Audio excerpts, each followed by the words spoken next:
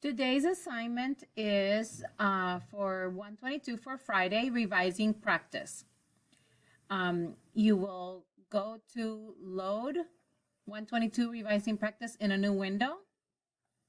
And when you click on that, it will take you here to the Kamiko Revise and Edit, helping those in need. And you will have your own copy. This is actually just going to be an edit practice. Content objective. I can edit drafts to correct errors in sentences, grammar, capitalization, punctuation, and or spelling. So when we're looking at a writing piece and we're trying to fix the sentence structure, the subject-verb agreement, capitalization, punctuation, or spelling, that is called editing when we're correcting those kinds of errors. Your language objective is I can edit text to make corrections in grammar, punctuation, capitalization, and spelling, ELPS 5D. Remember that we are using the runner strategy where we're going to read the questions and the answers first before we even start reading. Then we're going to underline the signal words that are in each question. That's part of your points for today. Then we're going to read the passage. Then you're going to underline the important information that goes with each question. Engage by rereading the text and making annotations. Reread the questions. Reread each answer within the text and determine the answer to each question. I got to fix that, not teach. Your assignment today, you're going to follow the runner strategy to answering questions. You get 1 point for each correct answer, and you get 1 point for showing your text evidence or your work for each answer. When you're done, you're going to click submit. I'm going to help you with the text evidence part. You are going to choose the correct answer using the text evidence. Okay, let's start with page 3. If you notice page 3, use the annotation tools to choose answers and show your work. It says read the selection and choose the best answer to each question. Armando wrote this paper about helping people affected by a recent earthquake. He would like you to read his paper and look for any edits he needs to make. When you finish reading, answer the questions that follow. Well, we're going to go backwards. We're going to start looking at the questions first, then we're going to read, and then we're going to answer the questions. So he wrote about helping people affected by a recent earthquake. The title is Helping Those in Need. Go ahead and use your line tool and underline the title. And what genre do you think this is? Is this going to be fiction or nonfiction? We're going to use the text tool. And this is going to be nonfiction, informational, because he's telling us how to help the people that were affected by the earthquake. Okay? That's the first thing you do anytime that you are reading. Look at the title. Think about what you're going to read so that you can start thinking what kind of text structure is this. Ms. Callison and Ms. Lopez and Ms. Sullivan have been talking to you about text structure. So if it's fiction, then you're going to have a story plot. Text structure, maybe problem and solution, and you have the problem, the solution, and you can think of how the character tries to solve the problem in the story, or an experience story where they're just saying beginning, middle, and end. That's a text structure. But when you're looking at informational, then you're looking to see if it's descriptive or if it's problem solution or cause and effect, or what other ones? Sequential or chronological order. So you start thinking, and this is going to be how to help people affected in a recent earthquake. Think about the text structure. But we're not going to read it yet. Keep scrolling down. We're going to go to slide number 4, and this is where the questions start. So on your copy, we're on slide 4, question number 7, because this is part of another test, so we're just doing these questions. Number 7 says, what change, if any, should be made to sentence 2? We always underline where they're telling us to look. So underline sentence 2. I like color. I'm going to change colors. Okay. And now we're going to look at the changes that they have. Anytime they want to make changes, we're going to look at what changes do they have here. So here they want to add a period. Here, change said for said. So you can even look right now and think, is that how we spell said? I can already tell you that this is the correct way. So this is not. So I'm just going to cross this one out. Even if I haven't read the story, I know that that's not how you spell it. So I know that that's not going to be an answer. Number 3, add a comma after strong. So that's another. They want to add a comma after the word strong. Or make no changes at all. Okay, so when we read sentence 2, we're going to look for these changes to see what works. We already know it's not said, so we either keep it the way it is when we read sentence 2, or we add a period after Mr., or we add a comma after strong. We're not doing it right now. We're just underlining the important information. Number 8, what change, if any, should be made in sentence 6? So what do we underline? Sentence 6. Everything that I'm doing, you should be doing. If I'm going too fast, pause the video, and then you do it, and then go back and play the video when you're ready to continue. This one, F, says change we to he. So I'm going to underline he. Maybe that's the right way that the sentence would sound right. Change drive to drive. Well, they both say the same thing, but this one has a capital letter. So I'm going to underline the D only. Changing the colors. I like it to come out a little bit thicker so that you don't have to do that. I just like to do that.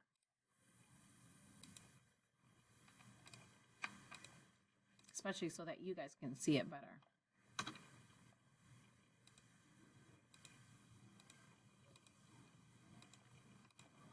Okay, number H, add quotation marks after change. So they're asking to add quotation marks. We add quotation marks when somebody is talking to say that they start or they finish talking. And we add quotation marks maybe when we're want to put emphasis on some words. Or we can keep sentence 6 the way it is. Number 9. What change, if any, should be made to sentence 9? So we underline sentence 9. Here are the changes that they want to make.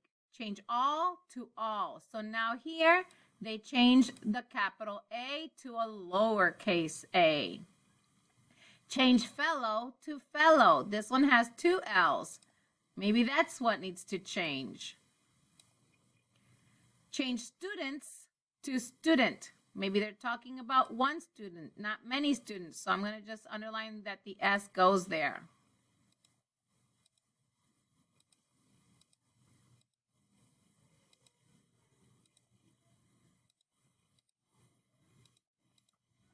Okay, or make no change at all. Okay, that's 3 questions. On page 5, we have 3 more. Armando wants to change sentence 15 to explain how Roberto spoke. Which word should he add to the end of sentence 15 to explain how Roberto spoke? So we're going to underline. At the end of sentence 15, we want to add a word. Which word should he add? So which word should he add? Add a word to end of sentence 15. So I need to go back when I read and sentence 15 and explain. Should I put sadly, often, shyly, excitedly? To explain, go ahead and underline this too, how Roberto spoke. These are called adverbs. They describe how somebody does an action.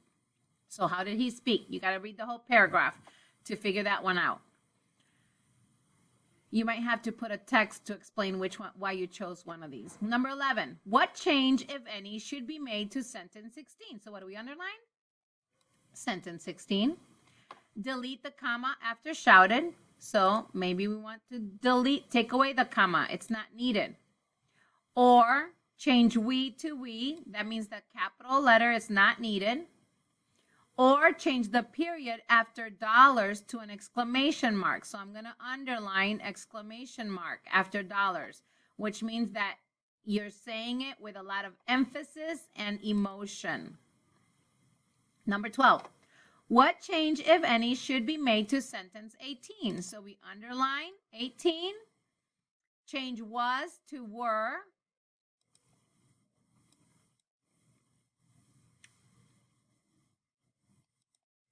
Change proud to proud. So it's how you spell it. Do you spell it with O-U or O-W? Change him to himself. Which one would sound right? Or make no change at all. So notice in all of these questions, there's always a make no change at all answer. But that means that everything is right in the question that you in the sentence that you are reading. All right, now we're going to read, and as we're reading, we can take notes of what we feel doesn't sound right, and then we can go back to the questions after we're done reading. We're just gonna pay attention and see what doesn't sound right as we're reading. One day, Roberto's teacher told his class about an earthquake in Haiti. Mr. Keller said the earthquake had been strong enough to destroy thousands of people's homes. Remember that one of the questions was asking you to look at sentence number 2. So we're looking for an answer in sentence number 2.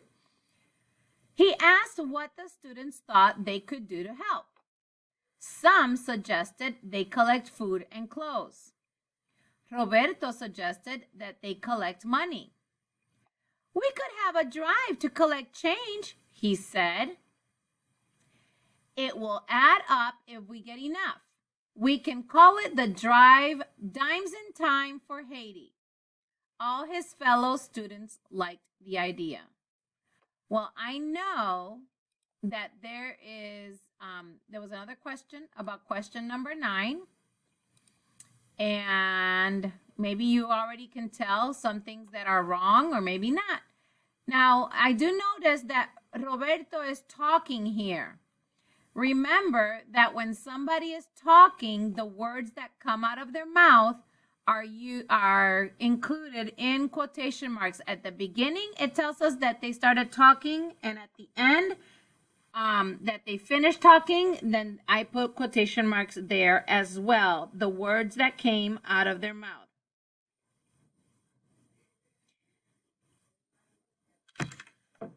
Let's keep reading. Number 10, sentence 10. Roberto's class made plans and began collecting dimes. The students sold pieces of candy for 10 cents each. They held checkers tournaments and charged each person a donation of 5 dimes to compete. How much is that? 5 dimes. They put jars in the cafeteria for students to donate dimes. After 4 weeks of collecting dimes, Roberto walked into his classroom with a big smile on his face. I have good news, everyone, he said. Notice quotation marks. These are the words that came out of his mouth, and then it explains who said it. He said. He shouted, we collected over 10,000 dimes, which adds up to over $1,000. The class sent the money to the American Red Cross in Haiti. Roberto was proud of him for coming up with the idea. Remember, I already heard something that was wrong in number 18. That was one of our questions. He was happy he and his classmates could help others. And that's the end.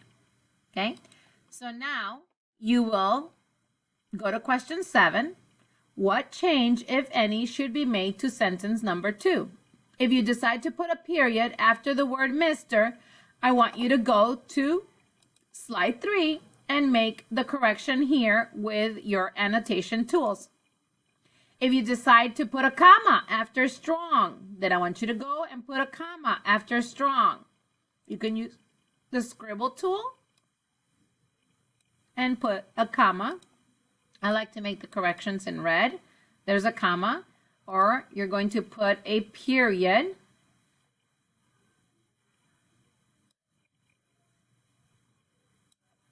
And let me see if I can change the thickness so it looks more like a period. Let's see what that looks like. Yeah, kind of a period.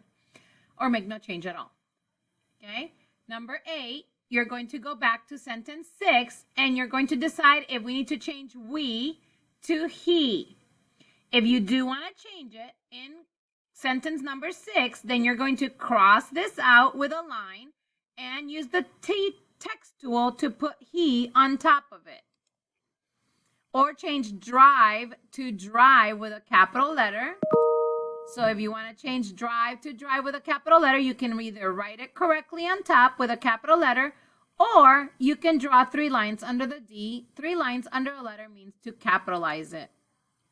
If you think you needed to add quotation marks after the word change, then you're going to go to where it says change, and you can either draw 2 little lines that look like quotation marks there like that, or you can use the text tool and add a text right here and put quotation marks, which is hold the shift key down and the quotation marks are next to the key that says enter. And so you would add it there.